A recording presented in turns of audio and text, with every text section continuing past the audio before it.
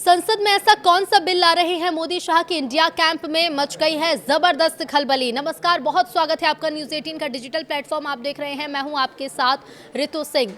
संसद के मॉनसून सत्र में 11 से 13 अगस्त तक सियासी हलचल तेज होने वाली है।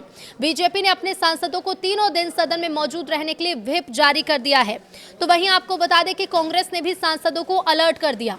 इस बीच एफसीआरए संशोधन विधेयक और परिसीमन को लेकर अटकलें तेज हैं। कांग्रेस ने एफसीआरए का विरोध करने का ऐलान किया, जबकि सरकार ने दोनों मुद्दों को अपनी प्राथमिकता में शामिल बताया है। बहुत दिनों से ये बातें हो रही हैं कि एफसीआरए बिल आखिर कब आएगा, डिलिमिटेशन बिल आएगा या नहीं। और इंडिया वाले अलग नारे लगा रहे थे कि नरेंद्र मोदी कहाँ हैं, अमित शाह कहाँ हैं, लेकिन अब कोई नहीं पूछेगा कि मोदी शाह कहाँ हैं, क्योंकि संसद में कुछ तो बड़ा होने वाला है, जिससे इंडिया गठबंधन वाले अब अलर्ट है। अपने अपने सांसदों को कह दिया गया है कि कोई इधर उधर नहीं जाएगा, क्योंकि सरकार और बीजेपी ने भी किसी बड़े एक्शन की तैयारी को पूरा कर रखा है। तो बीजेपी ने अपने सभी सांसदों के लिए व्हिप जारी कर दिया। सभी को 11, 12 और 13 अगस्त को संसद में मौजूद रहने को कहा। उधर कांग्रेस ने भी अपने सांसदों को मौजूद रहने को कहा है।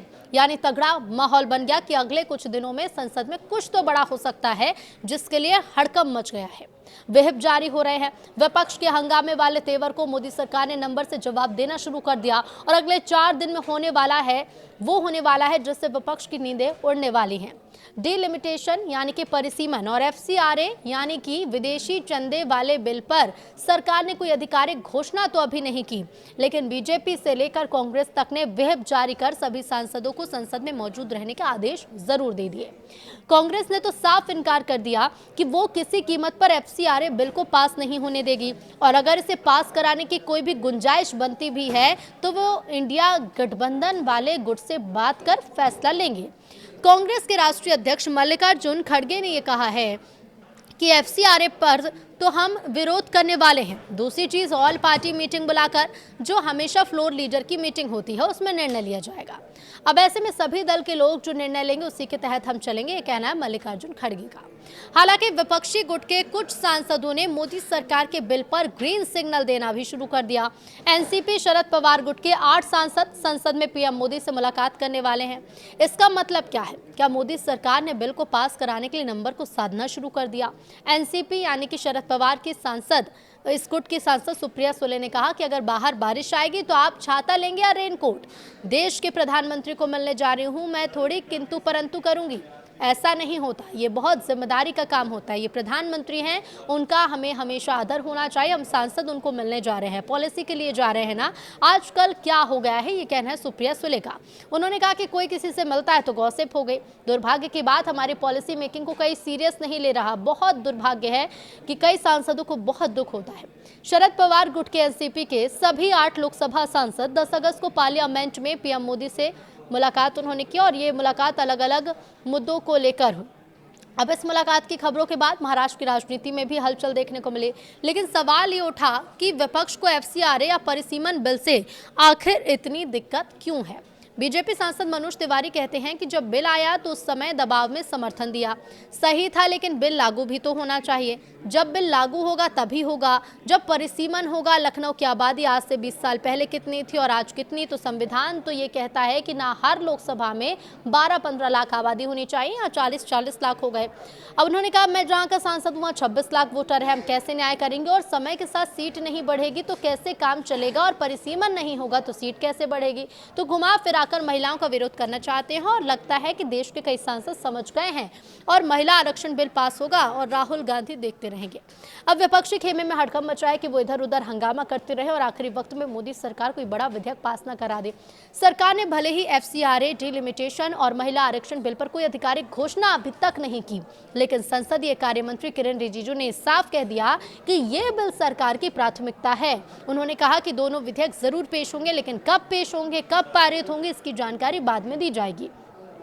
अब इसी बीच प्रधानमंत्री नरेंद्र मोदी की नए सांसदों के साथ बैठक और गृह मंत्री अमित शाह की अलग अलग दलों के सांसदों से मुलाकात ने सियासी हलचल को भी बढ़ा दिया, लेकिन संसद के गलियारों में सिर्फ एफसीआरए बिल की ही चर्चा नहीं है। एक और मुद्दा है जिसने दक्षिण से लेकर उत्तर भारत तक की राजनीति में हलचल पैदा कर दी, और वो है डिलिमिटेशन यानी कि परिसीमन। एफसीआरए पर लड़ाई विदेशी फंडिंग और राजनीतिक पारदर्शिता को लेकर है, लेकिन डिलिमिटेशन का सवाल सीधे सीधे सत्ता के गणित से जुड़ा हुआ है।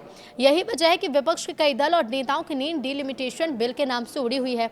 दक्षिण भारत के दलों को डर है कि जनसंख्या के आधार पर सीटों का नया बंटवारा हुआ तो उनकी राजनीतिक ताकत कम हो सकती है, जबकि उत्तर भारत के कई राज्यों को इससे फायदा मिलने की संभावना है। यानी यह सिर्फ सीटों की संख्या बढ़ाने या घटाने का मामला नहीं है, बल्कि आने वाले दशकों के लिए देश की राजनीतिक ताकत किसके हाथ में रहेगी, इसकी भी लड़ाई बनती जा रही है। और इसी वजह से संसद में एफसीआरए के साथ डिलिमिटेशन बिल को लेकर भी अटकलें तेज है। सवाल यह है कि आखिर डिलिमिटेशन है क्या, विपक्ष इसके नाम से इतना बेचैन क्यों है और मोदी सरकार इसे लेकर क्या तैयारी कर रही है। डिलिमिटेशन का मतलब है लोकसभा और विधानसभा क्षेत्र की सीमा और सीटों की संख्या का पुनर्निर्धारण। ये काम जनगणना के आंकड़ों के आधार पर किया जाता है ताकि बढ़ती या घटती आबादी के हिसाब से प्रतिनिधित्व संतुलित रहे। 1976 से लोकसभा सीटों के पुनर्वितरण पर रोक लगी है, जिसे बाद में 2001 और फिर 2026 तक बढ़ाया गया। अब 2026 के बाद नए परिसीमन की चर्चा तेज है। दक्षिण भारत के कई राज्य जैसे तमिलनाडु, केरल, कर्नाटक, आंध्र प्रदेश कहते हैं कि उन्होंने जनसंख्या नियंत्रण में सफलता हासिल की।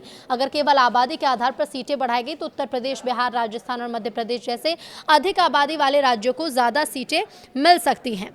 अब इसके पीछे का तर्क भी समझिए। जबकि दक्षिणी राज्यों का संसद में प्रभाव घट सकता है, लेकिन बीजेपी का जवाब सीधा यह है कि देश के लोगों को उनके प्रतिनिधित्व के हिसाब से हक मिलना चाहिए। अगर किसी इलाके की आबादी बढ़ गई है तो वहां के लोगों का प्रतिनिधित्व भी उसी अनुपात से हो। लेकिन विपक्षी खेमों को अपनी सत्ता और वोट बैंक खोने का डर है। 11 से 13 अगस्त तक क्यों रहेंगी निगाहें, क्या रहेगा इंपॉर्टेंट, वो भी जान लीजिए। तो डिलिमिटेशन सिर्फ सीटों की नई ड्राइंग नहीं है, बल्कि ये तय कर सकता है कि आने वाले सालों में संसद में किस इलाके की राजनीतिक ताकत कितनी ज्यादा होगी। इसलिए इस मुद्दे पर इतना बड़ा राजनीतिक घमासान मचा है। और इस सब के बीच में आबादी का प्रतिनिधित्व प्रभावित हो रहा है। मॉनसून सत्र में सरकार ने अभी तक 8 बिल पेश किए, जिसमें से 5 बिल एक सदन से पास हो चुके हैं। इसी हफ्ते 4 और बिल सदन में पेश होंगे। ट्रिब्यूनल सुधार विधेयक 2026 को कानून मंत्री अर्जुन राम मेघवाल पेश करेंगे। इसका मकसद अलग अलग न्यायाधिकरणों की प्रक्रियाओं में सुधार लाना है। खान एवं खनिज विकास एवं विनिमय संशोधन विधेयक 2026 इसे केंद्रीय मंत्री जी किशन रेड्डी पेश करेंगे। खान और खनिज अधिनियम 1957 में संशोधन के लिए है। केरल नाम में परिवर्तन विधेयक 2026 को अमित शाह पेश करेंगे। अब बहुराज्य सहकारी समिति संशोधन विधेयक भी पेश किया जाएगा। ये बिल सहकारिता क्षेत्र के विकास से जुड़ा है। निगाहें 11, 12 और 13 अगस्त पर टिकी है, क्योंकि सवाल सिर्फ कुछ बिलों का नहीं, सवाल यह है कि क्या मोदी सरकार संसद में ऐसा राजनीतिक मास्टर स्ट्रोक खेलने जा रही है जो विपक्ष के पूरे गणित को बदल देगा। अब निगाह इसी पर है कि क्या कुछ पेश किया जाएगा और किस पर मोहर लगती है।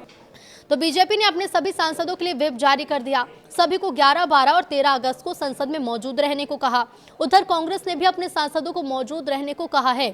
यानी तगड़ा माहौल बन गया कि अगले कुछ दिनों में संसद में कुछ तो बड़ा हो सकता है, जिसके लिए हड़कंप मच गया है। व्हिप जारी हो रहे हैं। विपक्ष के हंगामे वाले तेवर को मोदी सरकार ने नंबर से जवाब देना शुरू कर दिया और अगले 4 दिन में होने वाला है जिससे विपक्ष की नींदें उड़ने वाली हैं। डिलिमिटेशन यानी कि परिसीमन और एफसीआरए यानी कि विदेशी चंदे वाले बिल पर सरकार ने कोई आधिकारिक घोषणा तो अभी नहीं की, लेकिन बीजेपी से लेकर कांग्रेस तक ने व्हिप जारी कर सभी सांसदों को संसद में मौजूद रहने के आदेश जरूर दे दिए।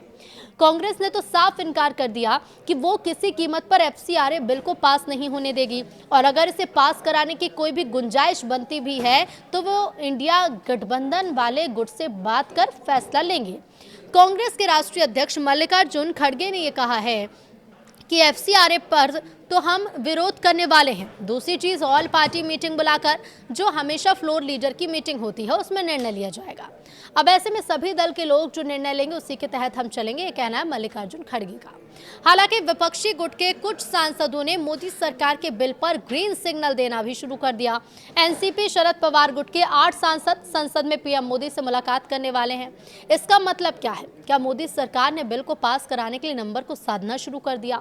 एनसीपी यानी कि शरद पवार की सांसद, इस गुट की सांसद सुप्रिया सुले ने कहा कि अगर बाहर बारिश आएगी तो आप छाता लेंगे या रेनकोट? देश के प्रधानमंत्री को मिलने जा रही हूं, मैं थोड़ी किंतु परंतु करूंगी। ऐसा नहीं होता, ये बहुत जिम्मेदारी का काम होता है। ये प्रधानमंत्री हैं, उनका हमें हमेशा आदर होना चाहिए। हम सांसद उनको मिलने जा रहे हैं, पॉलिसी के लिए जा रहे हैं ना। आजकल क्या हो गया है, ये कहना है सुप्रिया सुले का। उन्होंने कहा कि कोई किसी से मिलता है तो गॉसिप हो गई। दुर्भाग्य की बात, हमारी पॉलिसी मेकिंग को कई सीरियस नहीं ले रहा। बहुत दुर्भाग्य है कि कई सांसदों को बहुत दुख होता है।